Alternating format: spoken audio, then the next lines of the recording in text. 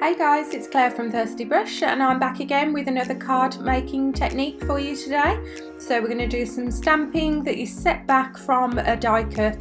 So we're going to use the Coordinating stamps and dies from this lovely Happy Place set, which is one of our older ones, but it's still a really cool, nice floral, almost like wildflowers that have been picked from the garden and put into a bunch, and it comes with these lovely coordinating dies, outline dies, and ones for the sentiments.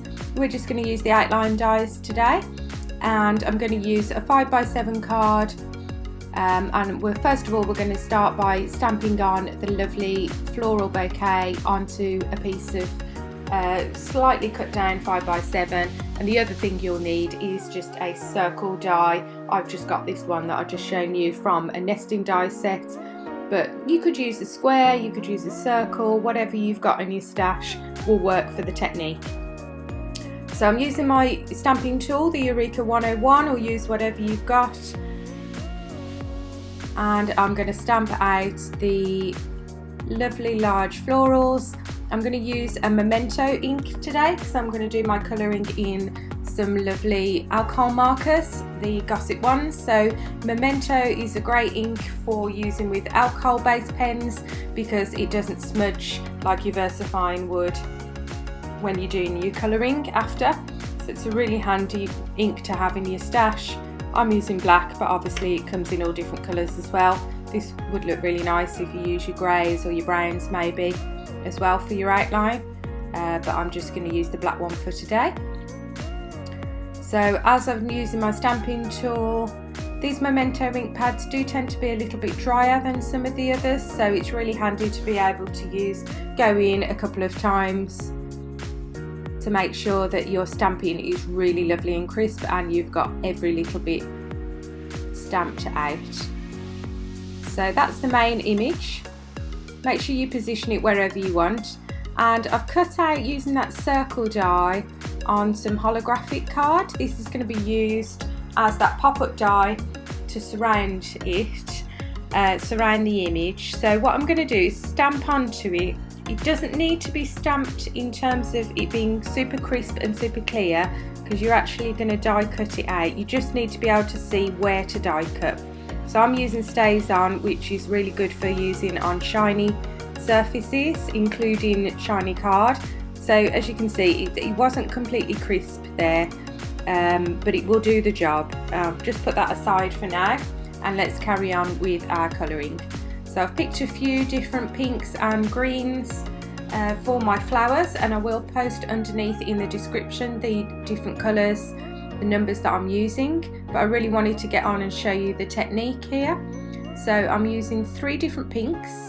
On each petal I go in with the lighter pink first and wet the paper and get a nice base colour down, and then I go in with the darker pink, and I'm using the brush nib ends here because I really like using that. It reminds me a little bit more of painting, but use whichever end you prefer. And I put a little bit of the darker colour at the base of the petal, kind of flicking upwards towards the outer of the petal, and then go in with the mid pink and blend that out, and then you get a lovely gradiated look of kind of 3 tonal pinks together, and it really gives some nice light and shade on the pink petals themselves.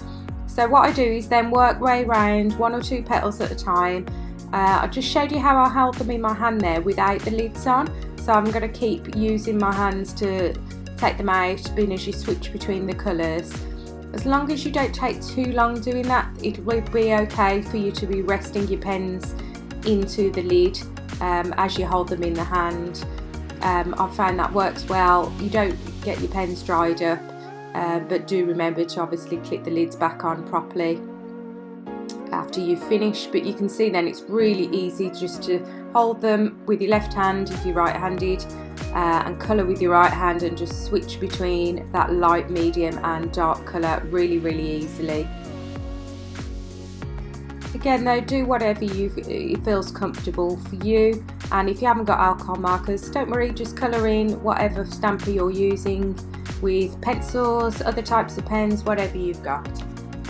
So I'm just speeding up a little the video up a little bit for you, just so it's not like half an hour of colouring, but each petal or two is exactly the same technique. The light colour first, some flicks of the dark colour, and then the mid colour to blend. So I'll do that with all the petals of the flowers to make those pink and the little bud, and then we'll go in and do the leaves as well.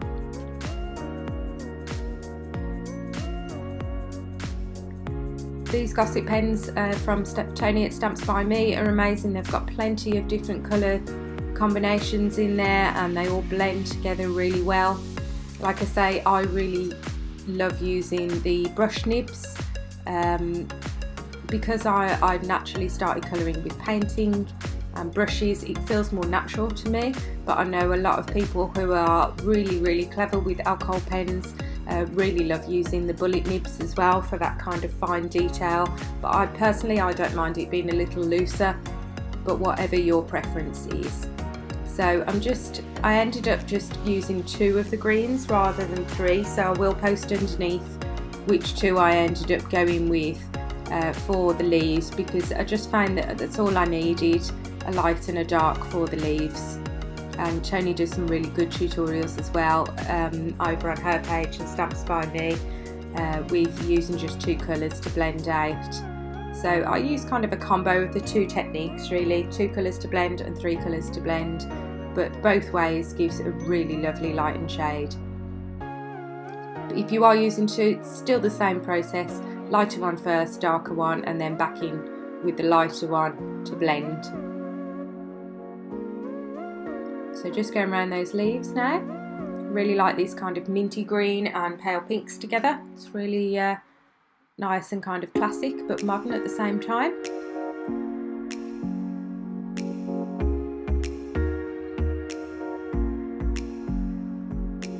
But with the die cutting technique that I'm going to show you shortly, like I say, it really doesn't matter which colouring technique you use. Use whatever you've got at home to colour in your stamped image.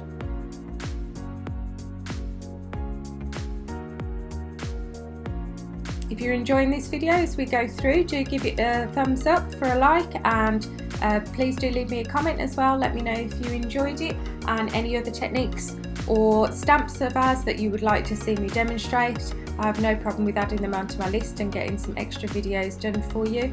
It really helps me when you do give it a thumbs up and a like as well, to know which videos you're enjoying of mine the most, and then I can tailor my content exactly to you and what you enjoy watching. And do feel free to join our social media accounts as well. We have a great Facebook group too, where lots of people join in with challenges and share their makes with all things Thirsty Brush. So that's the flowers all coloured in now, so let's now get on to that die cutting element. So normally with a card you would die cut the outline and maybe then mount that onto another piece of card. This is almost like the opposite, and we're going to die cut out. Before I do that, I'm just mounting the floral element onto this card. Can you see I've already put some gift card little die cut slots for using our gift card holder, our seed packet holder. So I did that on a video yesterday, so I'll put a link up here to show you that as well if you're interested in how to find out how to put gift cards within your cards. So that's now positioned. So getting back that die cut circle, you can see how it would fit on. What you need to now do is get your outline die for the flowers and just position that. That's why it's important to have a rough stamped image on that circle, because you're going to be able to see exactly where you want it when you put your die cut on, and you know it's going to be even then when you add it onto your card. So normally, like I say, we're kind of doing the opposite here. We're keeping all the waste pieces, and make sure you keep every little bit, and then we get rid of the inner piece. And also I've die cut out some fun foam, and again we're keeping the waste, and this is going to save us from using foam pads in this tiny kind of quite detailed die cut circle pieces. So just carefully use some wet glue and then position your pieces back round that aperture in the fun foam. So this will give dimension to your card. You could also just stick it straight on or use some very small foam pads if you've got them. So don't worry if you don't have this kind of foam. However, I think it gives a really nice dimension and it's worth the effort just to position everything through. The hardest bits really are these kind of tiny little elements, but once you've figured out where they came from, it's really easy to just stick them down. So I'm just using tiny bits of wet glue just so it doesn't make the card or the foam bubble, so literally just teeny weeny bits. So I'm going to pop that aside to dry just for a minute before we cut off the excess, but this is how the circle's going to look over that flower, and that flower is going to kind of be set back and look give a really nice effect.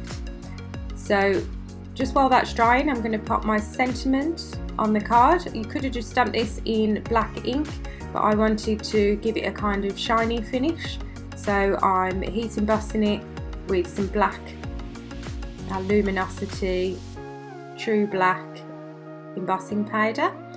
So I'm using the You Are My, this little one at the top, and then I've put Happy Place at the bottom to kind of balance out the card.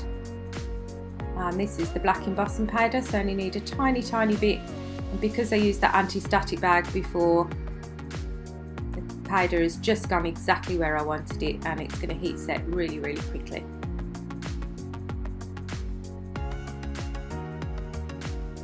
I could have done that on the panel before putting it on the card, but I forgot to do that, but it's not a problem. It's heat set really quick, and now I just need to cut round that circle and cut off the excess fun foam. So I'm just following, because you've done your die cutting of the intricate bits, there's no intricate cutting or fussy cutting to do, it's literally just following around that circle line.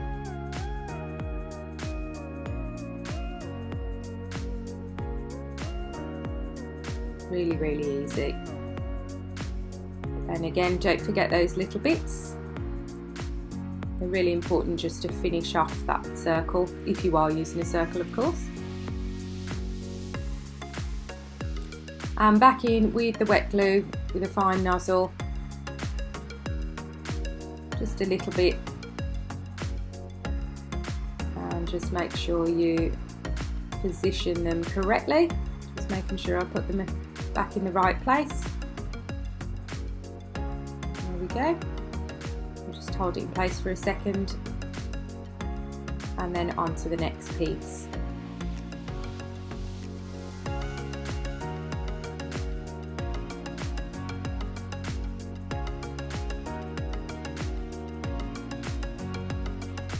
Those are the three bigger pieces, and then I've just got a couple of small bits just to pop in to complete that circle.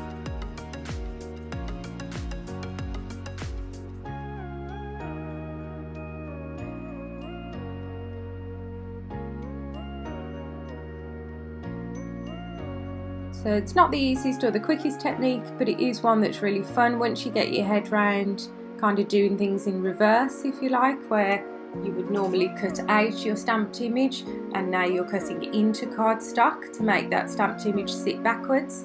It's a really nice modern effect, and it just gives a really nice finished look with that foam behind the circle as well, and it's really nice and neat. So I really enjoyed doing that. I hope you did too.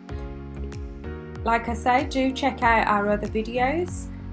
Go to the playlists as well, and there's all different types of card crafting, watercolouring, and check out my other videos and do let me know what you think. I'll see you next time.